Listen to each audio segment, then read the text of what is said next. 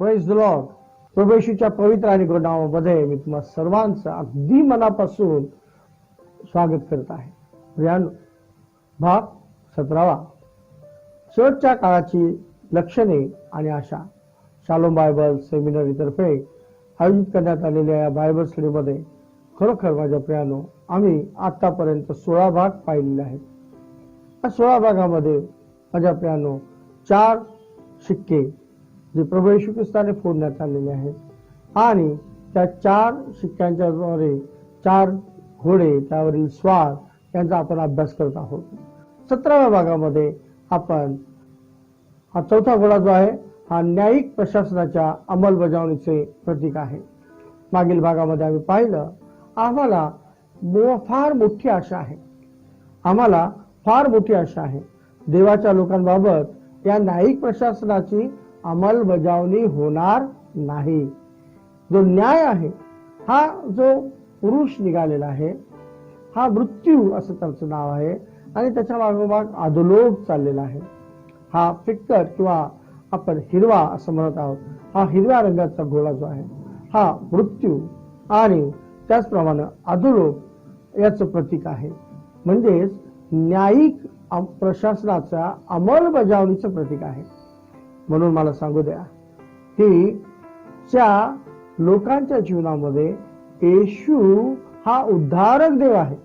ज्यांनी येशूला आपला वैयक्तिक तारणारा म्हणून स्वीकारलेला आहे आणि जे जे पवित्र देवामध्ये दृढ आहेत माझ्या प्रियांनो त्यांच्याविषयी सांगू द्या येशू न्याय करणार आहे. आणि पाहिलं आमची आशा काय माझ्या प्रियांनो, या संपूर्ण जगाचा न्याय करणारा येशू आहे. त्यानंतर आम्ही पाहतो दुसरी जी आशा आमच्यासाठी आहे ती पहा, येशूच्या मंडळीवर अधोलोकाचं काहीच चालणार नाही. आणि तिसरी आशा आम्ही पाहिली मागील 16व्या भागामध्ये, ते म्हणजे येशूच्या मंडळीला दुसरे मरण नाही. येशूच्या मंडळीला दुसरे मरण नाही.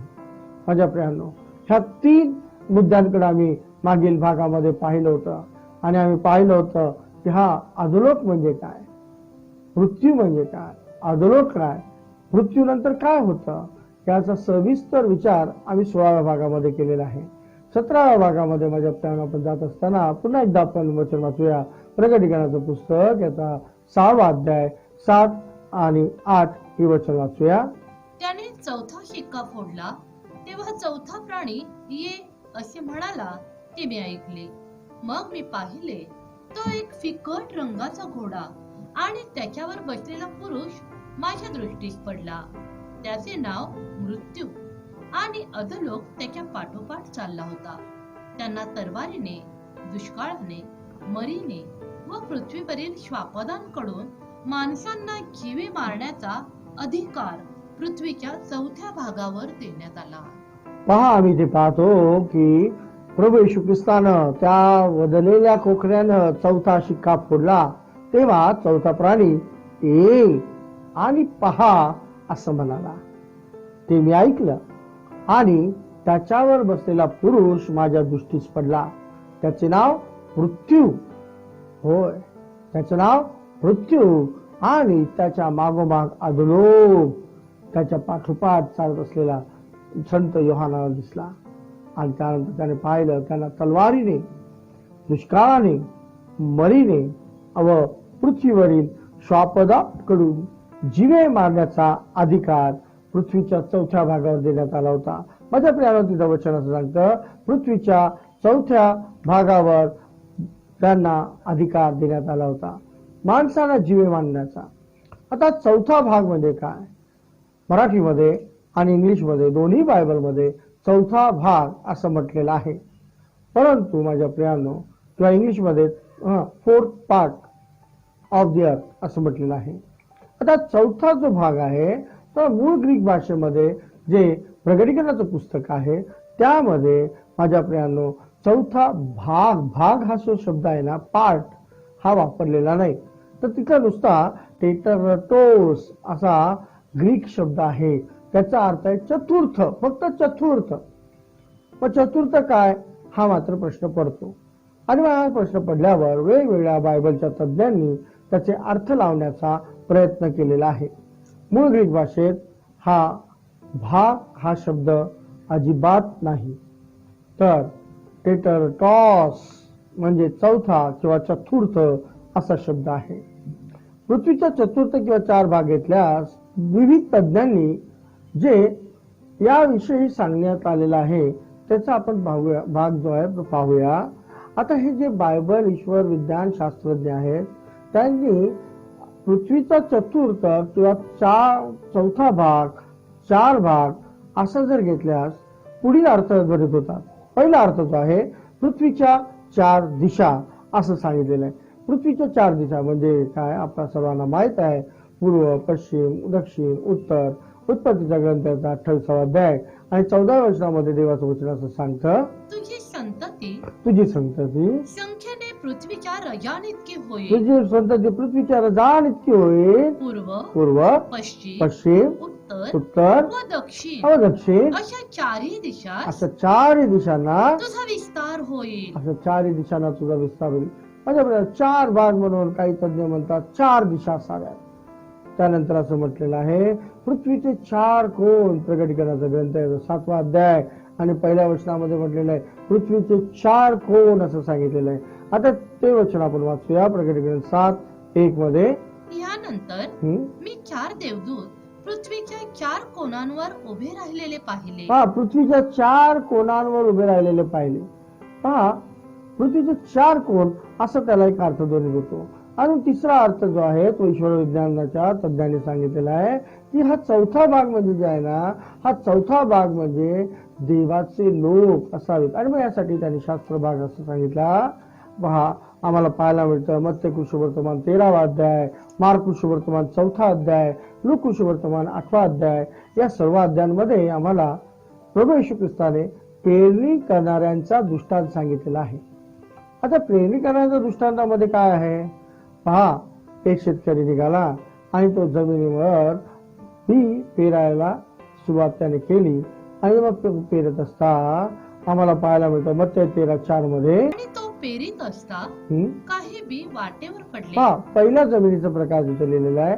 वाटेवर पडलेलं बी म्हणजे वाट, रस्ता, हा पहिला प्रकार आहे. दुसरा आम्ही पाहतो 5व्या वचनामध्ये काही खडकाळीवर पडले. खडकाळ जमीन हा दुसरा जमिनीचा प्रकार आम्हाला पाहायला मिळतो किंवा पृथ्वीवरील दुसरा प्रकार खडकाळ जमीन. त्यानंतर तिसरा आम्हाला पाहायला मिळतं मत्ते 13:7 मध्ये, काही काटेरी झाडांमध्ये पडले. काही काटेरी झाडांमध्ये. काटेरी झाड म्हणजे तिसरी जी आहे ना, तिसरा प्रकार आम्हाला जमिनीचा पाहायला मिळतो. आणि मग चौथा भाग जो आहे तो आम्हाला पाहायला मिळतो तो म्हणजे काही चांगल्या जमिनीत पडले. काही चांगल्या जमिनीत पडले. आणि मग हा जो चौथा भाग जो आहे ना, चांगली जमीन, सुपीक म्हणजे विश्वासणाऱ्यांचं अंतःकरण, असं काही ईश्वर विज्ञानांच्या मते सांगण्यात आलेलं आहे. ह्या जमिनीचे 4 प्रकार आहेत आणि या 4 प्रकारामध्ये जी चौथी जमीन आहे जी सुपीक जमीन आहे. पण ईश्वर विज्ञानांच्या मध्ये त्या तज्ञांच्या मते असं आहे ही जी चौथी जी सुपीक जमीन आहे ना ते म्हणजे विश्वासणाऱ्याचं अंतःकरण. आता विश्वासणाऱ्याचं अंतःकरण जे आहे ना, म्हणजे विश्वासणारे जे आहेत त्यांना म्हणजे पृथ्वीच्या 4थ्या भागावर त्यांना जीवे मारण्याचा अधिकार जो आहे तो अधिकार देण्यात आलेला आहे असं त्यांचं मत आहे. माझ्या प्रियानो, विश्वासणाऱ्यांना न्याय आहे का? आम्ही आजच्या बायबल स्टडीमध्ये जरूर पाहणार आहोत की विश्वासणाऱ्यांचा न्याय होणार आहे की नाही.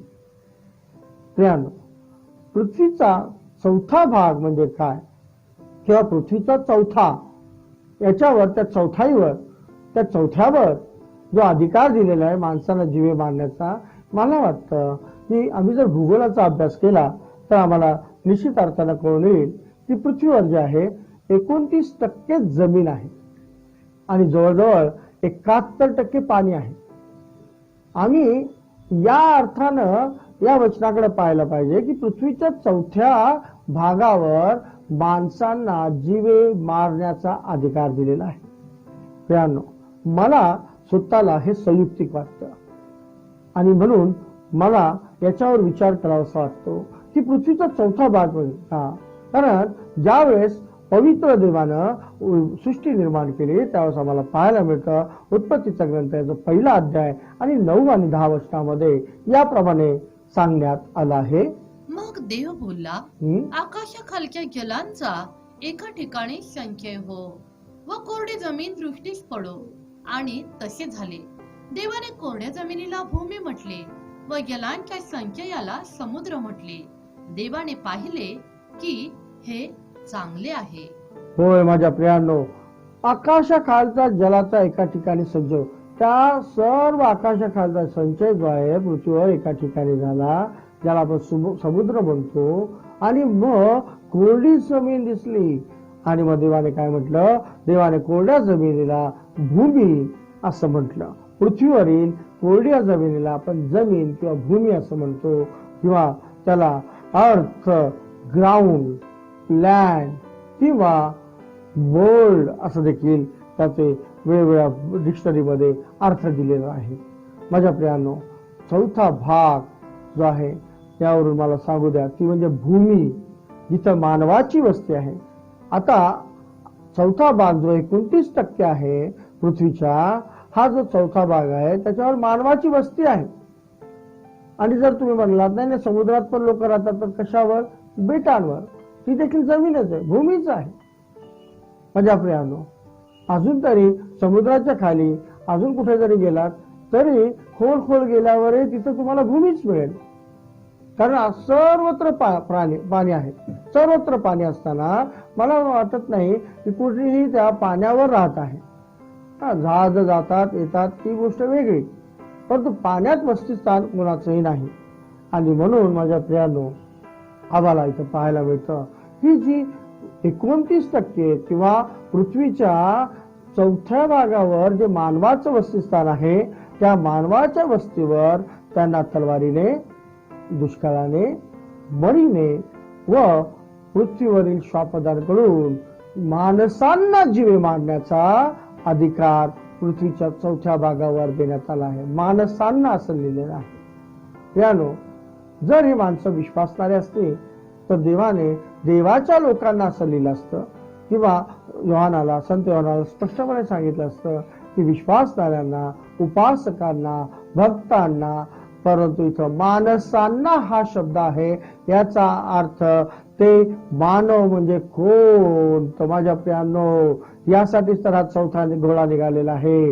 हा घोडा हिरव्या रंगाचा, मानवाचा आत्मिक न्याय करणारा असा तो आहे. आणि म्हणून मानवाचा आत्मिक न्याय करणारा जो परमेश्वर आहे त्याने हा घोडा पाठविलेला आहे. तो म्हणजे काय सांगत आहे? मृत्यू आणि अधोलोक असं सांगत आहे. चौथा शिक्का म्हणजे चौथा घोडा पृथ्वीवरील चौथ्या भागावर म्हणजे जमिनीवर वस्ती असलेल्या मानवांचा आत्मिक न्याय करण्यास निघालेला आहे. माझ्या प्रियांनो, त्यांना म्हणजे कोणाला?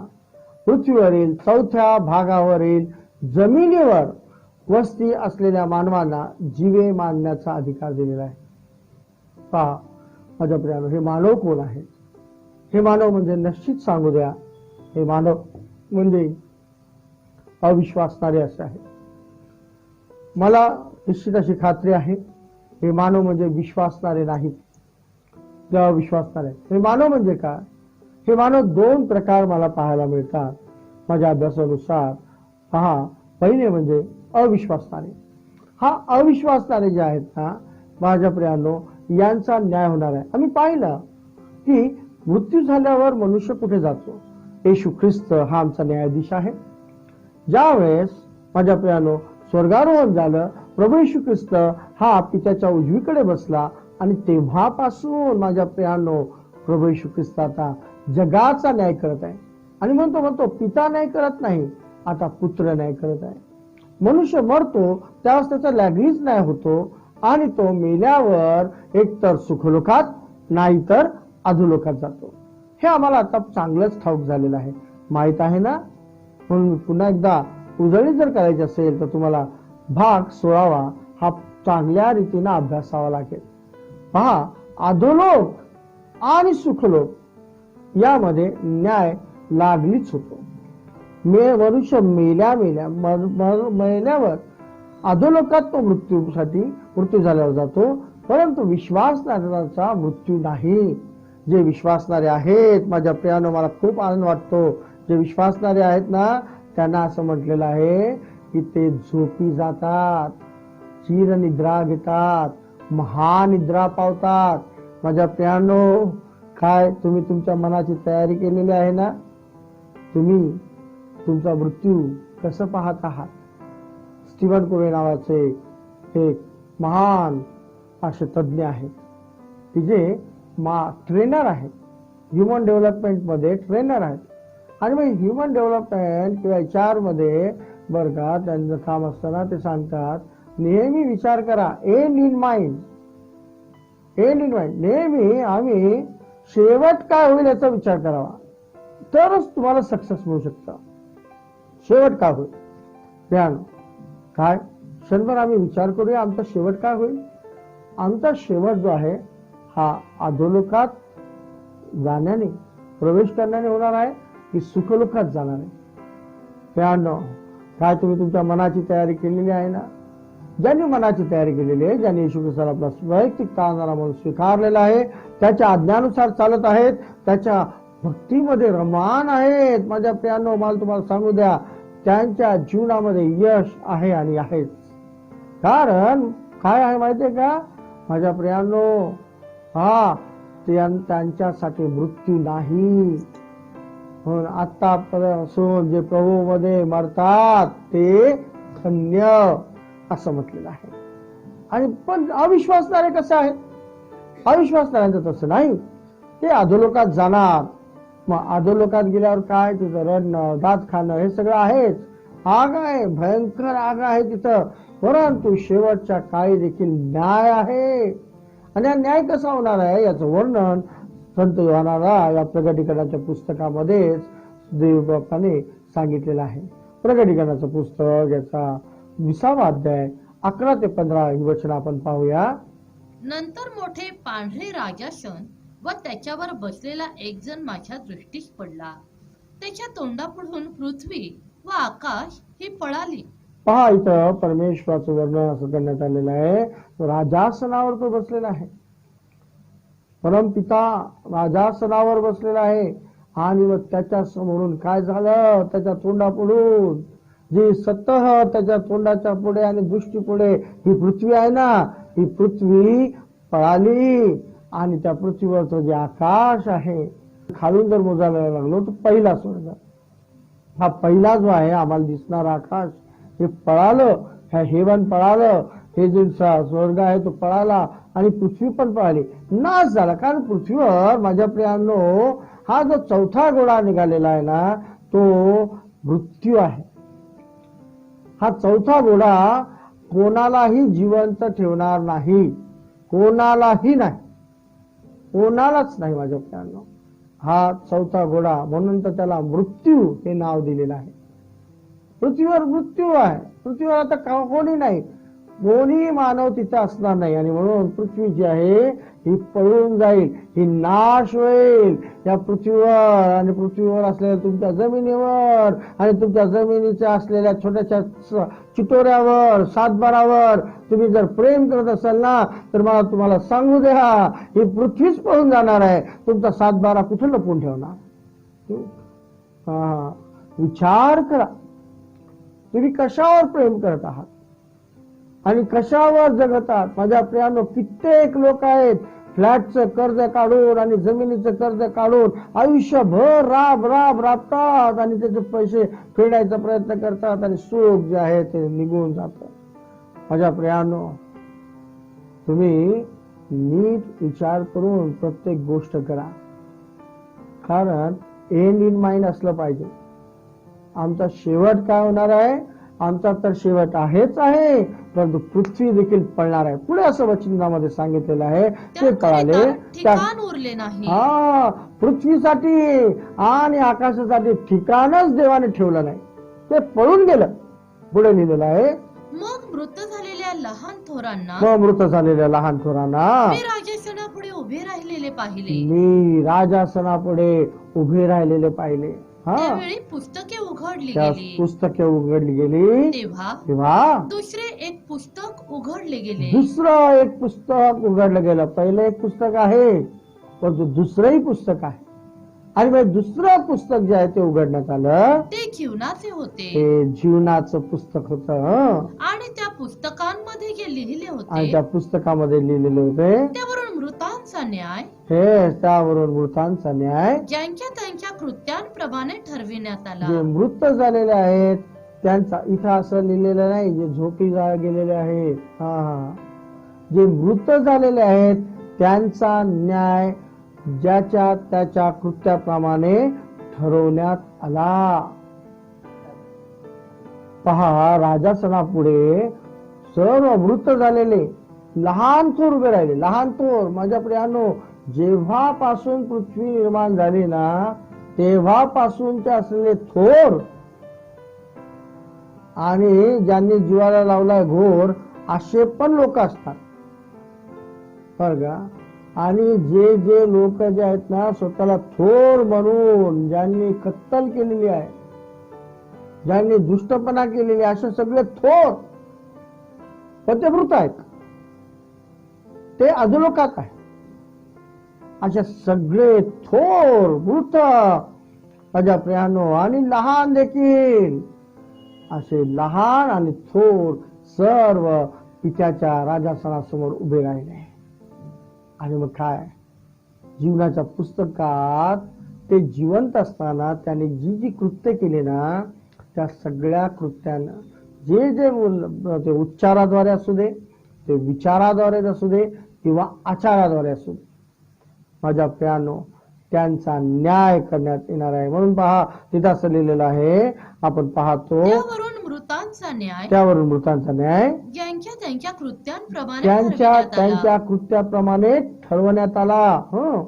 तेव्हा समुद्राने आपल्यामधील मृत मनुष्यास बाहेर त्या सोडले. समुद्रामधून आपल्यामधले मृत जे आहेत ना, माझ्या प्रियानं सांगू द्या, जे जमिनीवर मरतात मध्ये समुद्रात मरतात त्यांचं काय, समुद्रात मरलेले पण ना समुद्राच्या खाली जी पृथ्वी आहे ना तिथं जातात. मग त्या समुद्रातून आलेले जे मेलेले आहेत आणि अधोलोकातले आहेत त्या सगळ्यांना माझ्या प्रियांनो, त्या सगळ्यांना इथं असं लिहिलेलं आहे त्यांचा न्याय करण्यात येणार. तेव्हा समुद्राने आपल्यामधील मृत मनुष्यास बाहेर सोडले. तेव्हा समुद्राने आपल्यामधील मृत मनुष्यास बाहेर सोडले. मृत्यू व अधोलोक यांनी आपल्यातील मृतास बाहेर सोडले. यांनी आपल्या मृतास बाहेर सोडले. आणि ज्यांच्या त्यांच्या कृत्यांप्रमाणे, आणि ज्यांच्या तिथं लिहिलेलं नाही सुखलोक, लक्षात घ्या माझ्या प्रियानो, तिथं सुखलोक लिहिलं नाही.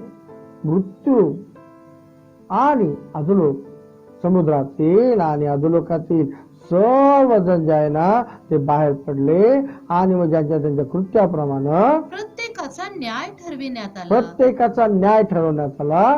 तेव्हा मरण व अधोलोक ही अग्नीच्या सरोवरात टाकली गेली. पहा, शेवटी काय होणार आहे, एंड इन माइंड ठेवा.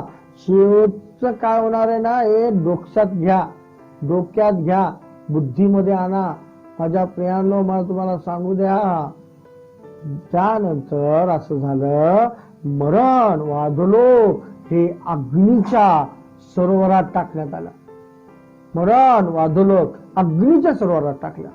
माझ्या प्रियांनो, अग्नीचे सरोवर म्हणजे काय, तर त्याचा उल्लेख संत योहानाला परमेश्वराने जे प्रकटीकरण दिलं त्यामध्ये असं आहे, अग्नीचे सरोवर, अग्नीचे सरोवर हे दुसरे मरण होय. हो, हे दुसरे मरण होय. हा न्याय प्रभू येशू ख्रिस्ताने केलेला आहे. देवाच्या राजासनापुढे न्यायासन आहे, त्यावर येशू बसलेला आहे आणि न्याय करत आहे माझ्या प्रियांनो. आणि मग काय होणार आहे, मरण व अधोलोक अग्नीच्या सरोवरात टाकणार आहे. कारण आता इथून पुढे मरण नाही. जे जे असणार आहेत सुखलोकातले त्यांचा न्याय होणार आणि मग त्यांचाही न्याय जो आहे तो कशा रीतीने होणार आहे आपण पुढे पाहणार आहोत. माझ्या प्रियांनो, त्यांचा न्याय होत असताना त्यांना आता मरण नाही तर त्यांना सार्वकालिक जीवन आहे. होय, हा जीवनाचं पुस्तक जे आहे ना त्या जीवनाच्या पुस्तकात नाव असणं महत्वाचं आहे. आणि मग तिथं असं लिहिलेलं आहे, आपण पुढे पाहतो, अग्नीचे सरोवर हे दुसरे मरण आहे. पुढे ज्या कोणाचे नाव जीवनाच्या पुस्तकात लिहिलेले जीवनाच्या सापडले नाही, पुस्तकात लिहिलेले सापडले नाही, तो अग्नीच्या सरोवरात टाकला गेला. तो अग्नीच्या सरोवरात टाकण्यात आला. प्रियानो, काय आमचं नाव जीवनाच्या पुस्तकात आहे का? आमचं नाव जीवनाच्या पुस्तकात तर प्रभू येशूने लिहिलेलं आहे काय? स्वर्गीय देवदूतांनी त्या नावावर काय काय कृत्य केले ते लिहिलेलं आहे काय? माझ्या प्रियानो, म्हणून तर देवाचं उत्तर सांगतं, अरे निद्रिस्ता जागा हो. कधी निद्रिस्ता? मेल्यावर नाही, आता जिवंत असताना झोपू नको, जागा हो आणि सत्कृत्य कर. माझ्या प्रियानो, पवित्र देव आम्हाला सांगत आहे आम्ही सत्कृत्य केली पाहिजे. आम्ही सत्कृत्य काय आहे? आम्ही पहिलं सत्कृत्य हे आहे, प्रभू येशू ख्रिस्तावर विश्वास ठेवला पाहिजे आणि त्याला प्रकार स्वीकारून त्याच्या आज्ञेनुसार, आणि फार सोप्या आज्ञा दिलेल्या आहे, देवावर प्रीती करावी आणि शेजाऱ्यावर प्रीती करावी. दुसरं तिसरं त्याने काही सांगितलं नाही. माझ्या प्रियानो, जर आम्ही हे करत असू ना, तर माझी गॅरंटी आहे तुमचं नाव जीवनाच्या पुस्तकात लिहिलं आहे. पण नाही तर तुमचं नाव आत्ता वाचल्याप्रमाणे संत योहानाला देवानं सांगितलं, देवदूतानं प्रगट केलं की काय आहे, मरण आणि अधोलोक यांच्या बरोबर अग्नीच्या सरोवरात दी एंड असं आहे. तेच दुसरं मरण होय. पहिलं शारीरिक दैहिक मरण, दुसरं हे आत्मिक मरण. माझ्या प्रियानो, पहा, जो जीवनाच्या पुस्तकात ज्याचं नाव सापडणार नाही तो अधोलोकात बरोबर तो अग्नीच्या सरोवरात टाकण्यात येईल. तिथे नाश आहे. परंतु माझ्या प्रियानो, हे अविश्वासणारे कोण आहेत याचं देखील प्रकटीकरणाच्या पुस्तकामध्ये अतिशय सुंदर वर्णन केलेलं आहे. हे अविश्वासणारे कोण आहेत? पहा, देवाचं वचन असं सांगतं 21वा अध्याय 8व्या वचनामध्ये, हे अविश्वासणारे कोण आहेत? पहा, तिथं असं म्हटलेलं आहे, प्रकटीकरणाचं पुस्तक 21वा अध्याय 8वं वचन आणि 27वं वचन देखील आम्ही वाचूया बरं का. 8वं वचन असं म्हटलेलं आहे, परंतु भेकड, विश्वास न ठेवणारे, अमंगळ, खून करणारे, जारकर्मी, चेटकी, मूर्तीपूजक व सर्व लबाड माणसे यांच्या वाट्यास अग्नीचे व गंधकाचे सरोवर येईल. हेच ते दुसरे मरण आहे. हा जो चौथा घोडा निघालेला आहे त्याच्यावरचा पुरुष जो आहे मृत्यू आणि त्याच्या मागोमाग अधोलोक येत आहेत, त्यांना जमिनीवरील माणसांना मारण्याचा अधिकार दिलेला आहे. आता ही माणसं काय ना, त्याची व्याख्या या वचनामध्ये आहे. कोण कोण माणसं आहे ती? भेकड. भेकड म्हणजे कळतं तुम्हाला? बोकड नाही, भेकड. डोक्यात बोकड येईल नाही का? बोकड नाही, भेकड. भेकड याचा अर्थ काय माहितीये का? भेकड म्हणजे कोण? घाबरणारे. पास्टर, मी चर्चला आले असते हो, पण माझा नवरा ना मला चर्चला सोडत नाही. चर्चला सोडत नाही, तुझा द एंड अग्नीचे सरोवर. बस डोक्यात ठेवायचं. पास्टर, मी आलो असतो पण माझा समाज मला सोडत नाही. माझा समाज जो आहे ना, तो मला समाजाची आडकाठी आहे. मी बरा झालो, मला येशू कळला, सगळं आहे, परंतु मी भक्तीला येऊ शकत नाही, मी येशूच्या आज्ञा पाळू शकत नाही, मी घरात बायबल वाचू शकत नाही. तो समाज तुमचा जर आडवा येत आहे ना, तर मला तुम्हाला सांगू द्या, तो भेकड आणि त्या भेकडचं काय आहे? पहिलं मरण तर निश्चित आणि दुसरं मरण देखील निश्चित. पण कुठे? अग्नीचं सरोवर. घाबरत बस. आणि कुठं? जळ. समाजाबरोबर कुठं? जळ. अग्नीच्या सरोवरात. भेकड काय आहेत माहितीये का? भेकड कशा आहेत? भेकड जे आहे ना, ओ कसं करू, माझ्या मुलींना घ्यायच्या आहेत, मी प्रभू येशू मध्ये आलो तर माझ्या जातीतले मुलं मला भेटणार नाहीत, माझ्या मुलींची लग्न कसे करू, माझ्या मुलाला मुलगी कोण देईल? भेकड. तुझ्या मुलीचंही लग्न लाव, मुलीचंही लग्न होऊ दे, तुझंही लग्न लाव, अजून वाटलं असतं, पण कुठं जा? अग्नीचं सरोवर. अग्नीचं सरोवर. भेकड. आमच्या मिनिस्ट्रीमध्ये तर अशा अनेक भेकड आहेत. त्यातला एक भेकड म्हणजे एक पाळक होता. त्याने स्वतःच्या मुलीचं लग्न ना, पाळक म्हणजे कसं नामदारी पाळक हो, तो नामदारी पाळक. तेव्हा असं झालं, त्याने स्वतःच्या मुलीचं लग्न प्रभू मधल्या मुलाबरोबर करायच्या ऐवजी त्याने स्वतःहून, बरं का, लव्ह मॅरेज नाही, त्याने स्वतःहून दुसऱ्या याच्यामध्ये, दुसऱ्या संस्कृतीत आपल्या मुलीला दिलं. मी तर म्हणतो ज्या दिवशी त्याने लग्न लावलं ना, त्याच दिवशी त्याने त्याच्या मुलीला अग्नीच्या सरोवरात ढकललं. काय आहे माझ्या प्रियानो? भेकड. हे भेकड लोकांना अग्नीचं सरोवर आहे. पुढे लिहिलेलं आहे विश्वास न ठेवणारे. होय माझ्या प्रियानो, विश्वास न ठेवणारे. भेकड तरी विश्वास ठेवत होते, परंतु काय झालं, त्यांना जमलं नाही विश्वासामध्ये राहायला. त्यांना अग्नीचं सरोवर. विश्वास न ठेवणारे. अहो पहा, विश्वास न ठेवणारे लोक, हे विश्वास न ठेवणारे लोक कसे आहेत? त्यांना सुवार्तेचं वचन कळलं. पहा, संपूर्ण राष्ट्राला सुवार्ता सांगितल्याशिवाय येशूचं येणं होणार नाही. ते का माहितीये का? या वचनात सांगितलेलं आहे. कारण त्यांनी देवाच्या वचनाला, प्रभू येशूच्या कृपेला ठोकर मारली.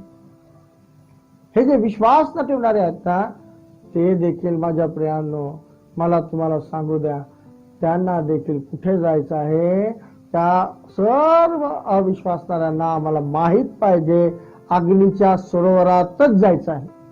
विश्वास न ठेवणारे जे आहेत ना माझ्या प्रियांनो, त्यांच्या जीवनामध्ये दुसरं मरण हे आहे आणि आहेच. त्याप्रमाणे पुढे असं लिहिलेलं आहे अमंगळ. पहा, आपण पाहतो अमंगळ. अमंगळ म्हणजे काय? अनुवादाचा ग्रंथ याचा 18वा अध्याय याच्या 9व्या वचनामध्ये अमंगळ म्हणजे काय आणि अमंगळपणाची कृत्ये काय ते 9 ते 12 या वचनामध्ये लिहिलेले आहे. हा देवाचं वचन सांगतं. अनुवादाचा ग्रंथ याचा 18वा अध्याय 9व्या वचनामध्ये, तुझा देव परमेश्वर तुला जो देश देत आहे त्यात तू जाशील, तेव्हा त्यातल्या राष्ट्रांप्रमाणे अमंगल कृत्य करावयाला शिकू नको. पहा, त्या राष्ट्राप्रमाणे, प्रभूच्या राष्ट्राशिवाय इतर राष्ट्र जी करतात ना, ही अमंगल कृत्य आहेत. मग ही अमंगल कृत्य कोणती? त्याचा पाढा आपण पाहूया. आपल्या मुलाचा किंवा मुलीचा अग्नीत होम करणारा. आपल्या मुलाचा किंवा मुलीचा, आम्हाला यश मिळावं, आम्हाला काय मिळावं? विजय मिळावा, महाविजय मिळावा आणि महासत्ता व्हावं म्हणून जर कोणी धनाच्या आशेनं, सत्तेच्या आशेनं, बाईच्या आशेनं जर आपल्या स्वतःच्या मुलाचा आणि मुलीचा जर होम करत असतील, तर माझ्या प्रियानो, मला तुम्हाला समजू द्या, ते अमंगल कृत्य आहे. आपल्या मुलाचा किंवा मुलीचा होम करणारा, दुसरं चेटूक करणारा. चेटूक, छाछू नाही का, चेटूक करणारा. ह्याच्यावर करणी कर, त्याच्यावर करणी कर, असं जे चेटूक करणार आहे ना, ते अमंगळ कृत्य आहे. या सगळ्यांना दुसरं मरण आहे आणि त्यांना गंधकाचं म्हणजे अग्नीचं सरोवर आहे. चेटूक करणारा. तिसरं शकून मुहूर्त पाहणारा. काय? पेपर आल्यावर राशी भविष्य पाहताय? पहा, कारण शेवटी तुम्हाला अग्नीचं सरोवर पाहायचंय. पहा, राशी भविष्य पाहताय, ज्योतिष पाहताय, पोपटवाल्याकडे जाताय, जा. हे जे शकून मुहूर्त आहे ना, लग्नाच्या अगोदर मंगळ आहे का पाहताय? मंगळ पाहणारे तुम्ही ना, इथं काही चंगळ होणार नाही तुमची. पण मला तुम्हाला सांगू द्या, निश्चित अर्थानं तुम्हाला अग्नीच्या सरोवरात जायचं आहे. मंगळ पाहताय, मुहूर्तावर लग्न लावताय, स्टार्टिंग टाइम 12:05 लग्न लागेल. आता कधी लागत नाही. परंतु ते जर मुहूर्त पाहिला ना, नुसता ती कृती केली ना, तरी देखील तुम्हाला सांगू द्या, तुम्ही नरकात जाणार असं देवाचं वचन करतं. शकून मुहूर्त पाहणारा. आज कोणता शकून आहे? आज मुहूर्त आहे का? मुहूर्तावर दुकान उघडताय, उघडा. तुमच्यासाठी अग्नीचं सरोवर पण उघडलं जाईल. नाही माझ्या प्रियानो, उद्घाटन करताय का? अहो, तुम्ही उद्घाटनासाठी मुहूर्त पहा. तुमचं उद्घाटन अग्नीच्या सरोवरात झालंच म्हणून समजा. शकून मुहूर्त पाहणारा. पुढे लिहिलेला आहे मंत्रतंत्र करणारा. मंत्रतंत्र स्वाहा. तुमचा झाला त्या अग्नीच्या सरोवरात स्वाहा. अग्नीच्या सरोवरात तुम्हाला चुकणार नाही. मंत्रतंत्र करताय काय? सकाळी सकाळी मंत्र लावताय का? नाही असं करताय का? झाला समजा तुम्ही एक समजूनच घ्या. मंत्रांच्या द्वारे जर का तुम्ही भूत पिशाचाची शुद्धी करत असाल, शांती करत असाल आणि म्हणत असाल माझ्या पितरांसाठी मी मंत्र म्हणतो, तुमचं कल्याण कुठे? अग्नीचे सरोवर मम म्हणा. बस एवढंच.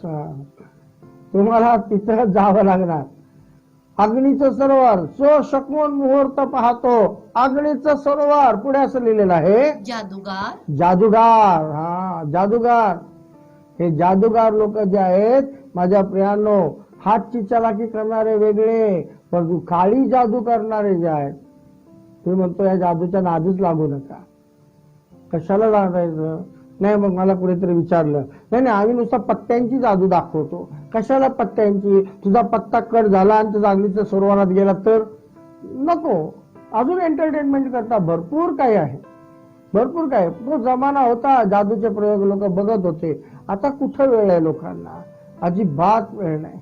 अहो कर्जाचे हप्ते करता करता मुलीचं शिक्षण, मुलांचं शिक्षण, ह्यात सगळे जादूचे प्रयोग चालू असताना काही करायची वेळ नाही आहे. म्हणून शक्यतो जादूचा प्रयोग करण्याच्या मागे लागू नका. मला तुम्हाला सांगू द्या, काळी जादू जे आहे याचं वाटलं होते, मानामती वगैरे असं जे आहे, या सगळ्या ज्या आहेत त्या श्रद्धा नाहीत.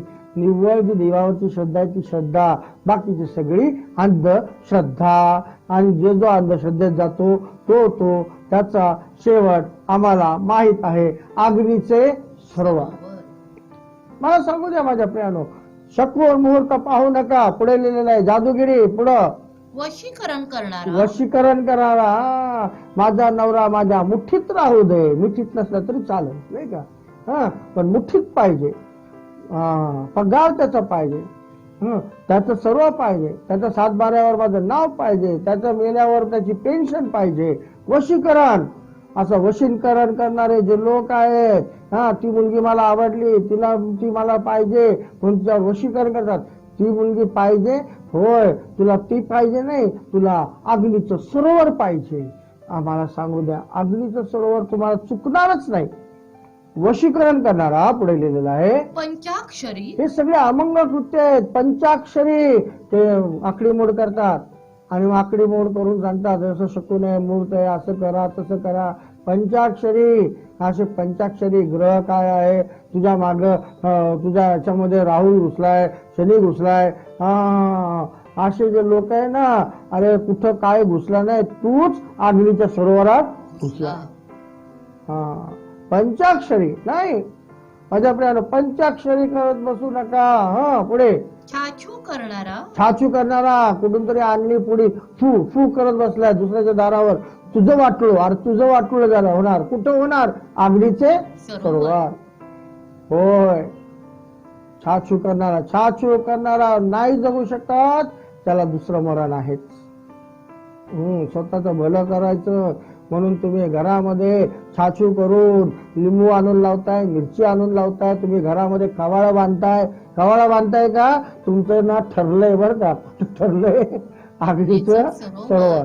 कवाळा बांधताय, बांधा कवाळा. तुम्ही काय बांधताय? लिंबू बांधताय, तुम्ही मिरच्या बांधताय, तुम्ही अजून काहीतरी आणलेलं ताईत बांधताय. गळ्यात ताईत, घरात ताईत, बेडरूम मध्ये ताईत, त्या ड्रॉवर मध्ये ताईत. तुमचा ताईत ना, तुमचं सगळं जे आहे ना ताईत कुठं बांधून निघून जाईल तुम्हाला माहिती आहे का? दावणीला बांधल्यासारखं अग्नीच्या सरोवरात नेऊन सोडल. मी स्पष्टपणे सांगतो, मी कोणाच्या धार्मिक भावना दुखावत नाही. देवाचं वचन सांगतं. मला देवाचं वचन सांगायला लाज वाटत नाही, भीती तर मुळीच वाटत नाही. तुम्ही जर ताईत बांधत असाल, गळ्यात ताईत, तर मला तुम्हाला सांगू द्या, तुम्ही अग्नीच्या सरोवरातच जाणार आहात. कारण देवाला ही लोक आवडत नाहीत. वशीकरण करणारे. तुझा धंदा चांगला होईल, ड्रॉवर मध्ये हे ताईत ठेव, ही पुडी ठेव, ही राख ठेव. अरे ठेव नाही, तुला आधीच ठेवलंय. कुठं? अग्नीच्या सरोवरात. होय. पुढे लिहिलेलं आहे मृतात्म्याला विचारणारा. मृतात्म्याला, मेलेल्या लोकांना विचारणारा. त्या मेलेल्या लोकांकडे प्रार्थना करतात, मी एका मंत्र्याला पाहिलं, त्याच्या पप्पाच्या फोटो पुढं असा नमस्कार करून प्रार्थना करतो, मला मंत्री कर, मला निवडणुकीत हे कर. मी म्हणलं तुला मंत्री वगैरे नाही, तू महामंत्री होणार आहे. कुठं होणार आहे माहितीये? अग्नीच्या सरोवरात. हुतात्म्यांना प्रार्थना करणारे जे मेलेले आहेत. आमचे महाराज श्रेष्ठ होते, कुठे आता मेलेत. मग महाराजांना कुठे कर, महाराजांना सांगत आहे, महाराज आमच्यावर असं करा, महाराज तसं करा. हुतात्म्यांना प्रार्थना आहे. मग कोणतेही महाराज असू दे, घोड्यावरचे असू दे, अर्धे कपडे घातलेले असू दे, किंवा कपडे न घातलेले महाराज असू दे, मेले. आणि त्या मेलेल्यांना काय करता तुम्ही? नमस्कार करताय, त्याला प्रार्थना करताय. तुम्ही प्रार्थना करताय ना मेलेल्यांना, तुमचं ठिकाण निश्चित आहे. बायबल नुसार मी सांगत आहे.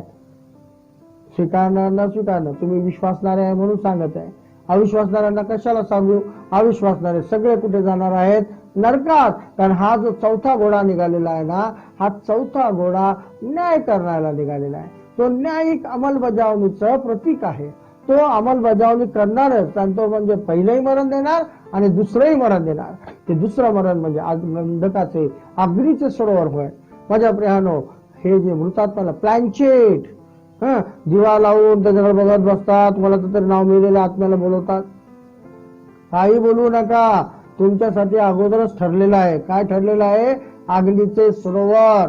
माझ्या प्रियानो, ही सगळी अमंगळ कृत्य आहेत. या मंगळ कृत्याविषयी पुढे असं म्हटलेलं आहे, असा तुमच्यापैकी कोणी नसावा. कारण जो कोणी असली कृत्य करीतो त्याचा परमेश्वराला वीट आहे. परमेश्वराला वीट आहे. माझ्या प्रियानो, अविश्वासणारे सर्व जण जे आहेत ना माझ्या प्रियानो, ते सर्व जण हे सगळे अविश्वासणारे अमंगळ कृत्य करणारे जाणार आहेत. कुठे जाणार आहेत? अग्नीच्या सरोवरात. पुढं खून करणारे बोललेलं आहे. आम्ही तो परत एकदा प्रकटीकरणाचं पुस्तक 21 अध्याय 8व्या वचनामध्ये लिहिलेलं आहे. खून करणारे, जे हत्या करतात इस्टेटीसाठी, जे हत्या करतात, मारामाऱ्या करतात, त्या सगळ्यांचं. त्यानंतर मग जारकर्मी जे आहेत ते जारकर्मी म्हणजे आपली बायको असताना दुसऱ्या बाईकडे जातात. आपला लग्न न झालेलं असताना देखील जे एन्जॉय करतात ना, रिलेशनशिप ना, रिलेशनशिप कुठलं? तुमचं रिलेशनशिप कुठे जाणार आहे माहितीये का? अग्नीच्या सरोवरात. 440 व्होल्ट आहे ना, ते तिकडं कुठं? अग्नीच्या सरोवरात. काळजी करू नका, लय हॉट आहे ते हॉट तुमचं कुठे नेणार तुम्हाला? अग्नीच्या सरोवरात. लक्षात घ्या माझ्या प्रियांनो, मी काय सांगत आहे. तुमच्या जीवनात दैहिक वासनानं जर तुम्ही जळत असाल तर तुमची ती सुरुवात आहे अग्नीच्या सरोवराची, जिथं आग आहे आणि तुझा नाश आहे. प्रियांनो, निश्चित अर्थानं मला तुम्हाला सांगू द्या, जर तुम्ही देवाचे लोक आहात तर असं करणार नाही. अविश्वासणारे मात्र हे करणार. अविश्वासणारे कोण आहेत? हा मी पाडा जो सांगत आहे ना, ते सगळे अविश्वासणारे आहेत. अग्नीच्या सरोवरात जाणार. जारकर्मी पुढे लिहिलेलं आहे. चेटकी, मगाशी सांगितलं, चेटकी. पुढे मूर्तीपूजक. मूर्तीपूजक म्हणजे काय? नुसतं असं करणारे मूर्तीपूजक नाही हो, जे येशूपेक्षा आपल्या बायकोला मानतात, तिची पूजा करतात, माझी श्रीदेवी म्हणून, ते मूर्तीपूजक. जे येशूपेक्षा आपल्या नवर देवाला मानतात, नवर देव, त्या नवर देव जो आहे ना, तो काही न वर म्हणजे तो तुम्हाला वरणार नाही, तारणार नाही. तुम्ही जर त्याला देव मानत राहिला ना, तो आणि तुम्ही दोघेही कुठं? फायनल तिकीट काढून अग्नीच्या सरोवरात. मूर्तीपूजा. जर तुम्ही तुमच्या पैशाला महत्व देताय येशूपेक्षा, अग्नीच्या सरोवरात. बॉसला महत्व देताय येशूपेक्षा, अग्नीच्या सरोवरात. तुम्ही समाजाला महत्व देताय, मग अशी पण मी सांगितलं, भेकड आहात, अग्नीच्या सरोवरात. तुम्ही जर का एखाद्या प्रथेला, संस्थेला महत्व देताय, कोणत्या तरी धर्माला महत्व देताय, नाही आमचा धर्म, आमचं डायसेस, तुम्ही डायसेसला महत्व देताय. मी स्वतः डायसेसचा बिशप आहे, तरी पण मी सांगतो, तुम्ही डायसेसला, डायसेस जे ना प्रभूच्या वचनानुसार चालणारं असलं पाहिजे. मानवी नियमांना आणि मानवी जे बालबोध शिक्षण आहे ना, त्याच्यात अडकून ठेवणाऱ्या डायसेस असता कामा नये. जर तुम्ही अशा डायसेस मध्ये असाल आणि त्या डायसेसला देव केलं असेल, देवाचं वचन बाजूला, पण डायसेस काय म्हणतं, आमचं ब्लू बुक, आमचं ग्रीन बुक, तुमचं सगळं बुक ना, तुमचं ऑलरेडी बुक झालंय कुठं, अग्नीच्या सरोवरात. का तुम्ही मूर्ती पूजा करताय? मूर्ती पूजा आहे. तुम्हाला काय वाटतं याला महत्व नाही, देवाला काय वाटतं आणि देवाचं वचन काय सांगतं याला महत्व आहे. हालेलुया. तुम्ही जर एखाद्या संस्थेला मानत असाल अग्नीच्या सरोवरात, देवापेक्षा कशालाही वर मानलं म्हणजे मूर्ती पूजा. पुढे असं लिहिलेलं आहे, सर्व लबाड सर्व लबाड माणसे. जे होय तर होय, नाही तर नाही म्हणत नाही. बघू करू ना करू का कुठं, अग्नीच्या सरोवरात. जे होय तर होय, तुम्हाला जमत असेल म्हणा होय मी करतो, नसलं जमत म्हणा नाही करत. का? भीती बाळगा देवाची. पहा आता हे जे लबाड माणसं जे आहेत ना, ही लबाड माणसं ही लबाडच असतात. त्यांना सत्य समजत नाही आणि सत्य त्यांना बंधमुक्त पण करत नाही. ही लबाड माणसं एक्सक्युजेस देत असतात. एक्सक्युजेस, अहो मी करणार होतो पण असं झालं तसं झालं. नाही, ही लबाड माणसं माझ्या प्रियानो. पहा, आम्ही नेते म्हणून बर का, आम्ही प्रभूमध्ये नेते म्हणून जर का तुम्ही मूर्तीपूजेच्या नादी लागत असाल आणि कोणत्याही प्रकारे मूर्तीपूजेला व्यक्त करत असाल तर तुम्ही लबाड आहात. तुम्ही जर का देवाला सोडून कोणत्याही व्यक्तीचं जर थोरपणा करत असाल, देवाच्या पेक्षाही श्रेष्ठ असं जर असाल, तुम्ही लबाड आहात. लबाड माणसं काय, जे कॉन्ट्रॅक्ट केलेलं आहे, जे काही ठरवलेलं आहे त्याच्या अधिक किंवा त्याच्या पलीकडे जाऊन करायचा प्रयत्न करतात आणि ते लुबाडतात. ते सगळ्यांना अग्नीचं सरोवर आहे.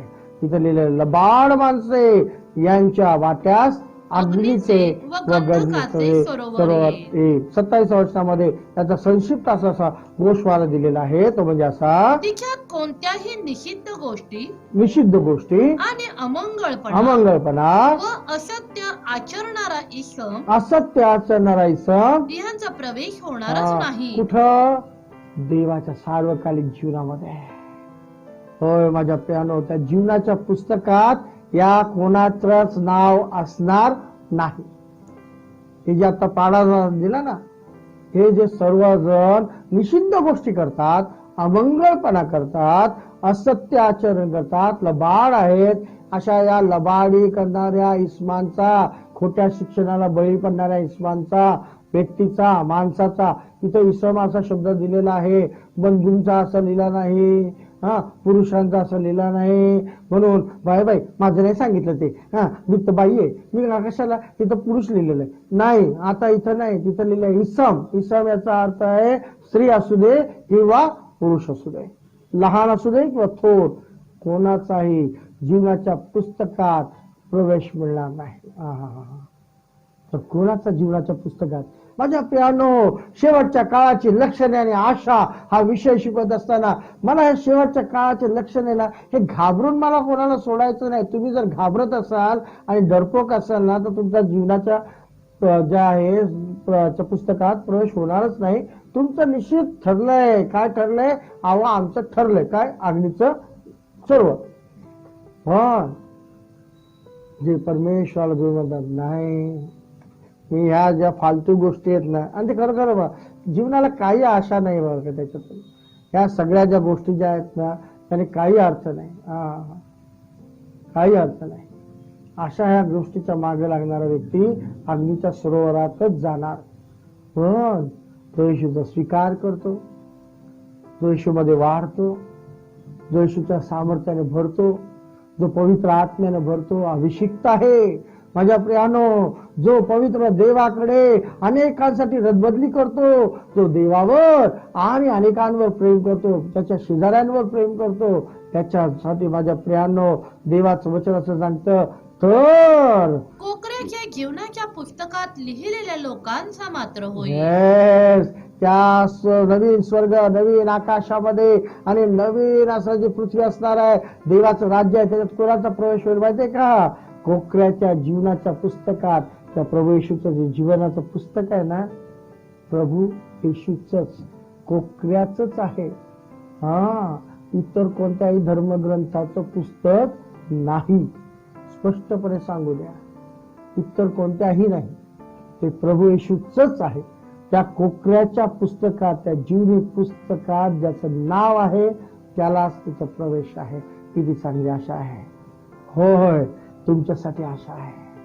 म्हणून तर येशू प्राण कृषी वर्तमानामध्ये म्हणतो 5वा अध्याय 24व्या वचनामध्ये पाहतो असं म्हणत आहे, मी तुम्हाला खचित खचित मी सांगतो, तुम्हाला खचित खचित सांगतो, तो माझे वचन ऐकतो तो माझे वचन ऐकतो, त्या येशूचं वचन ऐकतो. आणि ज्याने मला आणि पाठवले ज्यानं मला पाठवलं त्या पित्याचं म्हणजे पवित्र परमेश्वराचं यहोवा देवाचं वचन ऐकतो त्याच्यावर विश्वास आणि त्याच्यावर ठेवतो, विश्वास ठेवतो, त्याला सार्वकालिक जीवन प्राप्त झाले त्याला आहे सार्वकालिक जीवन प्राप्त झालेलं आहे. आणि त्याच्यावर न्यायाचा प्रसंग येणार नाही. आहा.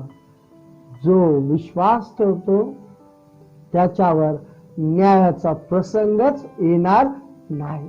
तो मरणातून जीवनात तो पार गेला आहे. मरणातून जीवनात फार गेलेला आहे. फार तो मरणातून जीवनात गेलेला आहे. माझ्या प्रियांनो, तुम्ही कुठे आहात? मरणातच आहात का? माझे पापाचे वेतन मिळाले, मी अजून मरणातच आहे. मी पापी, मी पापी, मी पापी म्हणत आहात का? माझ्या प्रियांनो, मी पापी, मी पुष्कळ अजून उन्हा, मी पापी, मला अमुक नाही, मला तमुक नाही, मी जे पाप लय झालेले आहेत, असं एवढंच नुसतं गाणे गात असाल ना, तर मला तुम्हाला सांगू द्या, आता सुधारायची गरज आहे. आता सुधारण्याची गरज आहे. चला बाहेर व्हा, त्या पापाच्या मार्गातून बाहेर व्हा आणि येशूचा स्वीकार करा. जे येशूचा स्वीकार करतात त्यांना, जे येशूचे लोक आहेत, कोकऱ्याच्या रक्ताला धुतलेले आहेत, त्यांना परत एकदा न्याय नाही. हा हा हा हा माझ्या प्रियानो, तिथे लिहिले त्यांच्यावर न्यायाचा प्रसंग येणार नाही. ते मरणातून जीवनात पार गेलेले आहे. अजून एक वचन मला तुम्हाला सांगू द्या. रोमकरासपत्राचा 8वा अध्याय 1ल्या वचनामध्ये लिहिलेलं आहे, जितक्यांना देवाचा आत्मा चालवत आहे. पहा त्याच्यामध्ये लिहिलेलं आहे, म्हणून ख्रिस्त येशूमध्ये असलेल्यांना दंडाज्ञा नाही. आम्ही जर ख्रिस्त येशूमध्ये असलो ना, तर आम्हाला दंडाज्ञा नाही. होय, काय तुम्ही येशू ख्रिस्तामध्ये आहात का? मी नेहमी सांगतो, मंडळी ही बस आहे बरं का. बस मध्ये असणं फार महत्वाचं आहे. बस स्टॉपवर असणं महत्वाचं नाही. देवाचा एक सेवकांचा सुंदर संदेश मी ऐकला. जर तुम्ही बस स्टॉपवर आहात तर बसमध्ये नाही. पुष्कळ लोक बस स्टॉपवर आहेत. बस स्टॉपवर म्हणजे काय? मी येशूचा आहे, अजून येशूच नाही, पण मी येशूचा आहे. बस स्टॉपवर आहेत. मी धर्मात आहे, ख्रिस्ती धर्मात आहे. ख्रिस्ती धर्मात असल्यामुळं तुम्हाला, ख्रिस्ती धर्माचे झाल्यामुळं तुम्हाला जीवनाच्या पुस्तकात नाव नोंदवलं याची गॅरंटी देऊ शकणार नाही. नुसतं बस स्टॉपवर राहून का उपयोग? बस स्टॉपवर नाही, तुम्ही बसमध्ये असलो. नाही, मी ख्रिस्ताचा आहे ना, ख्रिस्ती धर्मावर आहे, नाही का? मी ख्रिस्ती धर्मावर जीवन जगतो, वर जगू नको. ख्रिस्ताच्या आत ये, प्रभू येशू मध्ये ये, प्रभू मध्ये ये. बस स्टॉपवर उभं राहू नको, बस मध्ये चढ आणि बस मध्ये ये. माझ्या प्रियानो, प्रभू मध्ये ज्या तिथे लिहिलेलं आहे ख्रिस्त येशू मध्ये. आज आम्ही येशू मध्ये आहोत का?